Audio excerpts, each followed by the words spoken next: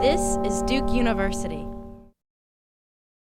I would say never lecture for more than 10 or 15 minutes at a time. That's kind of my go-to role. I may have a few different pieces of lectures throughout the class period, but I try to keep my lectures, the amount of time that students are sitting and listening to my lectures, fairly short, and interspersing them with 5 or 10 minute activities that helps them take what they just heard or maybe what they had read about before coming to class and really put it into practice. A lot of instructors early on rely on lectures because that's what we were exposed to when we were in school, and we're so worried about conveying all the information that we have to convey that it seems like the only way to do that is through lectures. But as you go through a few different classes and as you start to see how students progress throughout the semester, you begin to realize that a lot of times students don't absorb as much through lectures, but they really absorb a lot